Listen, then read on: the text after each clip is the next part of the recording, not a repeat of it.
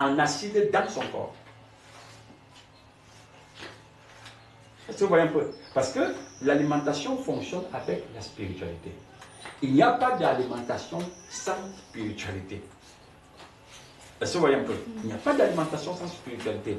Et la première chose qu'il faut savoir, c'est que tu peux même manger vivant, de chez vivant, et ne pas manger mort de chez mort.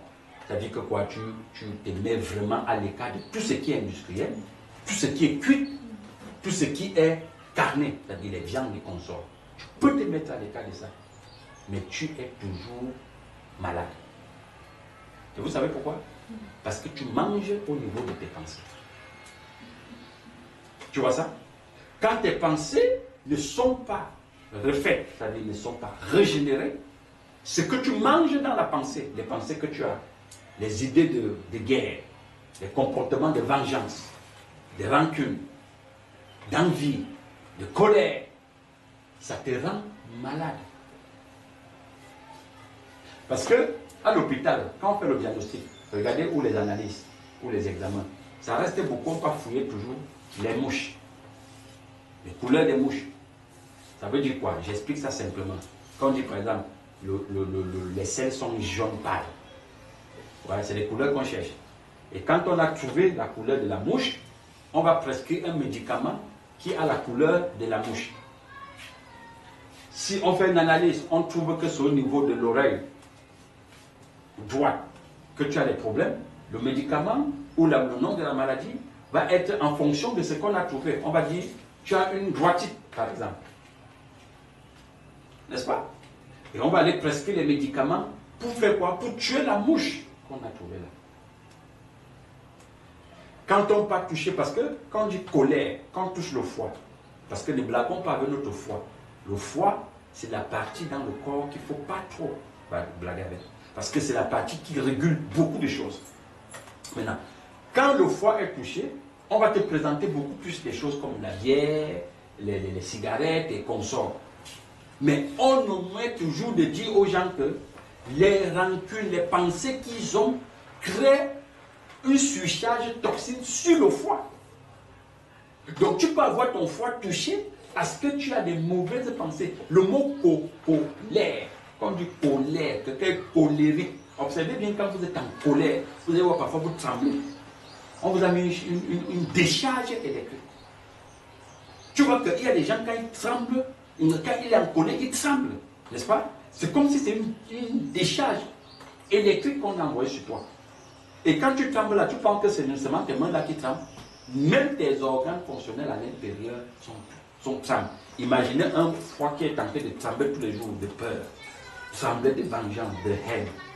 Elle va se friter. Elle va se perforer. Et tu auras une cirrhose.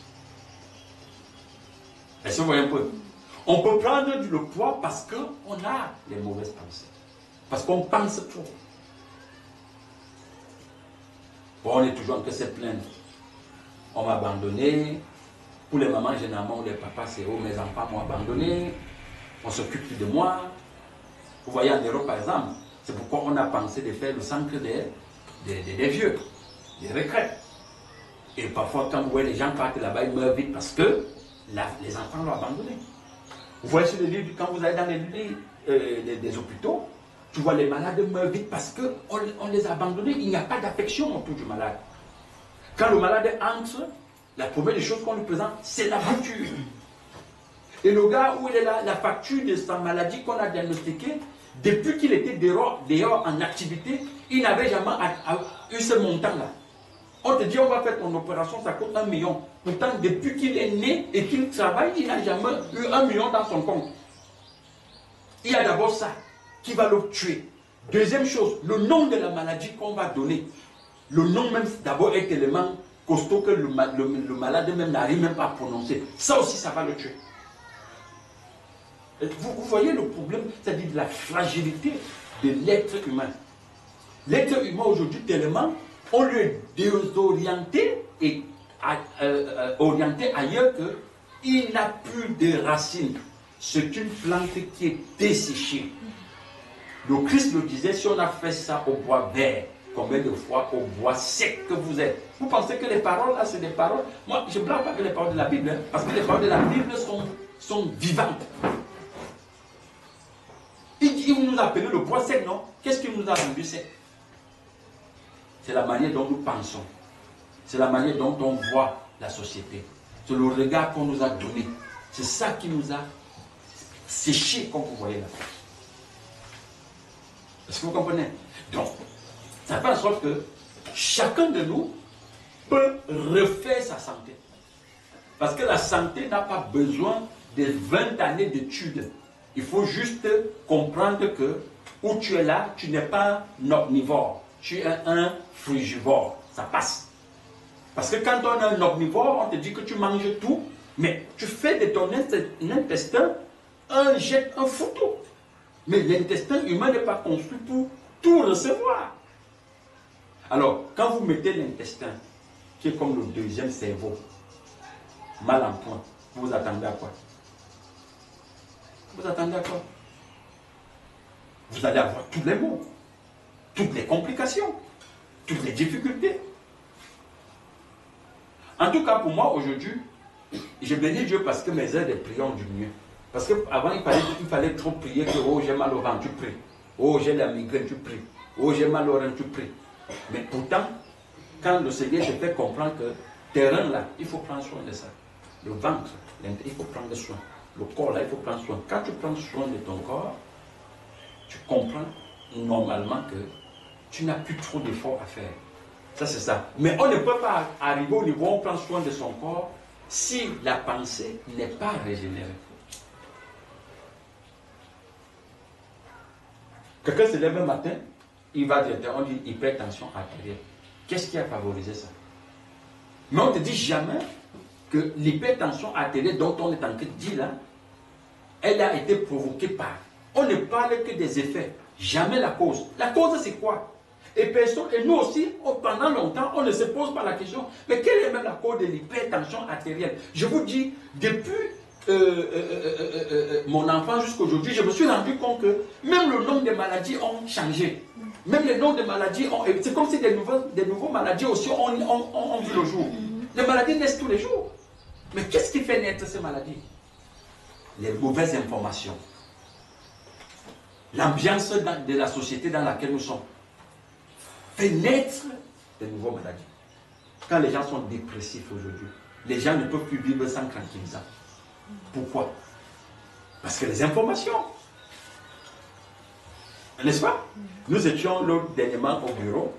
Quelqu'un m'appelle et me dit, monsieur, mais voilà une autre information. Il y a un élève qui est entré, qui veut aller se suicider parce qu'elle a encore échoué aussi. Là, il paraît que c'était son nord-ouest et tout. Il dit, mais ça te gêne à quoi?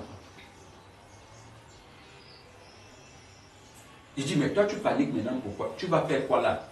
Il avait déjà tellement paniqué.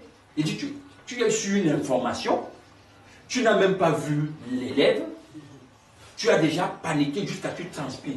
Tu vas porter maintenant une tension là, pourquoi là maintenant? Tu vois à quel point l'information peut mettre quelqu'un mal en point. Alors, si on ne lui montre pas les causes, quand il va aller à l'hôpital, qu'est-ce que l'hôpital va faire? L'hôpital, lui, il est très fort pour prescrire. On va te prescrire un médicament, peut-être qu'on appelle anti-tension. C'est tout. Du moment où tu viens à l'hôpital, il y a un médicament qui va sortir. Parce que le médecin fonctionne comme le marabout. Tu ne peux jamais aller sur le marabout et le marabout ne te dit pas qu'il n'y a pas quelque chose. Même s'il voit qu'il n'y a rien en partie, il va quand même te dire non, tu sais, fais attention aux voisins. Tu as quand même c'est même une puce là. Parce qu'il faut justifier les 1000 francs que tu as payés. Vous voyez pas? C'est de ça qu'il est question. C'est pourquoi, quand Dieu commence à te régénérer et même te montre l'alimentation vivante, tu commences à comprendre que tu peux prendre soin de ta santé. Parce que la santé, c'est quoi? La santé, c'est de comprendre tout simplement que je suis un frugivore, c'est tout. Quand tu commences à comprendre là, tu te mets sur les rails. Et prendre soin de ta pensée. Qu'est-ce qui occupe tes pensées à longueur de journée? Parce que c'est très important. Qu'est-ce qui occupe tes pensées en longueur de journée? Est-ce les problèmes de surdimension de l'ego? Est-ce les problèmes de que l'autre est mieux que moi? Les problèmes d'amasser, de se valoriser, d'être quelque chose? C'est de ça qu'il est question. Donc, en réalité, l'alimentation et la spiritualité ne sont pas séparées. Jésus disait, j'ai quelque chose à manger que vous ne pouvez pas manger. N'est-ce pas? Voilà. Mais il savait ce qu'il fallait manger. Et les disciples ont dit, est-ce que quelqu'un a apporté à manger? À manger. Pourtant, il avait... Parce que quand tu nourris déjà ton esprit, même le corps est calme. C'est pourquoi tu vois chez les respianistes, par exemple, qui ne mangent même plus, qui respirent seulement. Vous observez bien que leur connexion divine ou leur guidance cosmique est plus élevée. Est-ce que tu vois un peu? Parce qu'ils n'ont pas des décharges industrielles là-dedans. Les industries ne jettent pas leurs aliments seulement dans la mer, ils jettent tout dans vos ventres. On jette. Parce que comme on a dit que ce n'est pas encore périmé, on peut jeter dans vos ventres. Quand on dit que c'est périmé, on jette à la mer. Et voyez ce que ça fait aux poissons. Même les eaux sont contaminées aujourd'hui.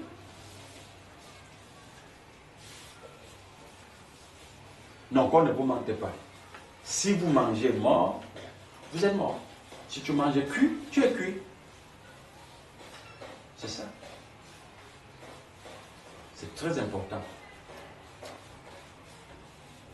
Et je dis souvent aux gens que l'objectif n'est pas qu'on supprime quoi que ce soit. L'objectif c'est que tu augmentes dans ton alimentation au moins 60% de vivants. Au moins. C'est très important. Parce que pense aussi à tout ce que tu peux dépenser dans les hôpitaux. En augmentant au moins 60% des vivants dans ton alimentation, qui bénéficie? C'est toi. C'est toi. On ne retranche rien, mais on ajoute. Donc c'est très important. Toujours comprendre que on mange d'abord à partir de la pensée. Ce que nous mangeons dans nos pensées, si elle est toxique, ça va mettre tout notre corps en mal en point. C'est-à-dire ça met ton corps mal en point. Vous voyez les gens, quelqu'un peut avoir l'ostéoporose, l'arthrose, la dépression, tout ça. Pourquoi? Parce que tu vois même le poids là. On disait souvent à l'école que quand tu penses trop, tu prends le poids, non? Quand tu prends trop. Alors qu'est-ce qui pourrait être l'objet de nos pensées? Oh, peut-être je n'ai pas passé. Oh, peut-être parce que mon camarade et son père est riche, mon père n'est pas riche. Est-ce qu'il y a une différence entre maigrir et mincir? Maigrir et mincir. Et mincir. Bon, ça c'est des... Comment on appelle ça? La phonétique. Parce que dans la phonétique, comme on dit souvent en français, il y a beaucoup de tournures. Mincir, maigrir. Alors la question que moi je me pose, c'est que l'objectif commun dedans, c'est quoi? Est-ce perdre le poids ou alors avoir son poids normal? N'est-ce pas? Dans l'alimentation vivante, chacun retourne à son poids normal. Maintenant, si quelqu'un veut juste perdre le poids pour un objectif, parce qu'il y a des gens qui veulent perdre le poids pour être mannequin, n'est-ce pas? Voilà. Il va se mettre des restrictions alimentaires. Ça ne veut pas dire qu'il mange vivant. Ça ne veut pas dire qu'il est en santé. N'est-ce pas? Ça ne veut pas dire qu'il prend soin de son corps. Il trompe son corps en donnant une allure qui n'est pas vraie à son corps. C'est la raison pour laquelle ceux qui ont raté sont devenus anorexiques. Par contre, dans l'aliment, quand tu manges vivant, mais la vie c'est quoi? La vie renvoie au Créateur. Hein? Donc quand on mange vivant, le résultat c'est la vie. Mais si on s'abstient, si on se met des restrictions, ce n'est pas qu'on est devenu, on est entré dans un processus de manger vivant. N'est-ce pas? C'est qu'on a juste dit, j'élimine tel produit mort tel produit carné ou tel produit cuit, mais cependant, je reste dans la mort. Est-ce que tu vois un peu? Donc, en ce moment-là, on trompe son corps, on se trompe soi-même. Par contre, dans l'alimentation vivante, on maigrit ou alors on perd du poids en se régalant. Tu peux manger à toute heure. En te régalant. Mais quand c'est déjà un régime, parce qu'on va atteindre un objectif, on se met trop de restrictions. On ne peut pas espérer quelque chose de meilleur en continuant à mépriser son appareil digestif. C'est pas possible. C'est pas possible. Donc tout ce dont nous devions comprendre, c'est que la santé, elle est gratuite. Et c'est pourquoi tu vois dans le système du monde, on dit santé gratuite pour tous. Tu vois un peu? Mais ce n'est pas santé gratuite pour tous, puisque même ceux qui ont la sécurité sociale, l'État va payer la facture pour ça. Et cette facture que l'État paye, ce n'est pas l'État qui génère l'argent, c'est vos impôts. Donc vous payez pour ça toujours. Tu comprends un peu? Voilà. Mais pourtant, Dieu, lui, il avait prévu que nous soyons vraiment en santé gratuitement. Gratuitement. Dans l'Apocalypse, il dit, venez payer chez moi sans argent. Donc c'est ça.